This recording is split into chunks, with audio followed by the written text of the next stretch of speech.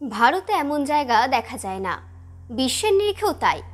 এই দুর্গের ইতিহাস যতটা ঐতিহ্যের, গৌরবের, ততটাই ভৌতিক ও শিহরণের, যা শুনলে রীতিমতো গায়ে কাঁটা দিতে বাধ্য। ভারতের রাজস্থানের এই দুর্গের কাহিনীতে কিন্তু সরকারি স্বীকৃতিও রয়েছে, কেবল লোককাহিনী নয়। পর্যটকরা বলেন এই অঞ্চলে রয়েছে কিছু ইতিহাস যা শিউরে ওঠা। আতঙ্কের নাম ভানগড় দুর্গ। রাতে ভানগড় দুর্গের ধারে কাছে কেউ যেতে চায় না। গভীর রাতে অশরীরী আত্মারা জেগে ওঠে এখানে। অলৌকিক কার্যকলাপ চলে রাতভর।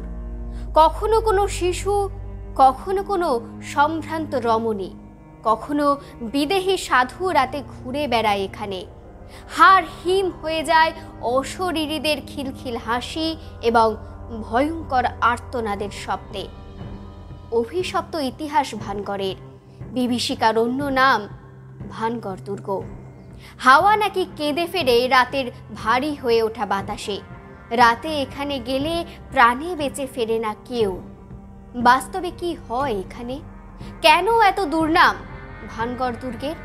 ভানগড়ের সীমানায় একটি বোর্ড রয়েছে, যেখানে বলা হয়েছে যে সূর্যোদয়ের আগে এবং সূর্যাস্তের পরে শহরের থাকা কঠোরভাবে বারণ।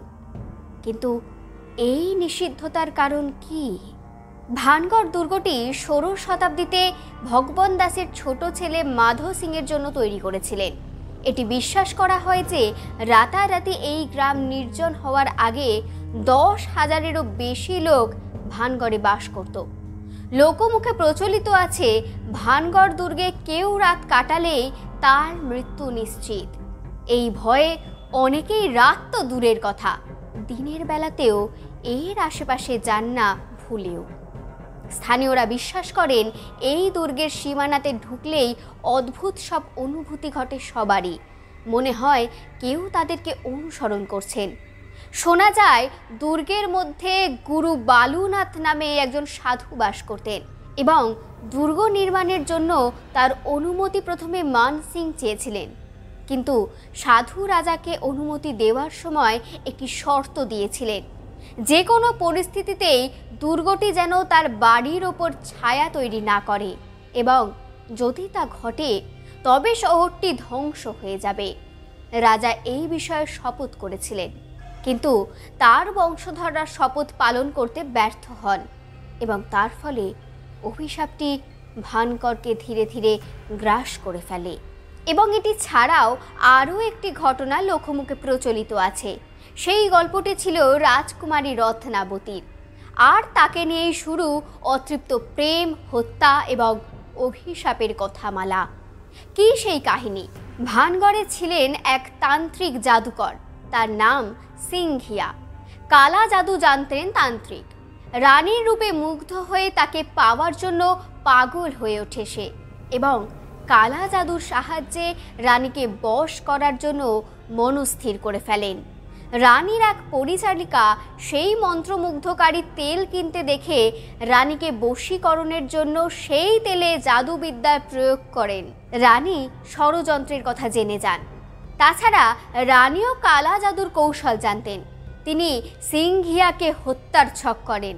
এক বিশাল প্রস্তরখণ্ডের ওপরে সেই তেল ঢেলে দেওয়া হয়।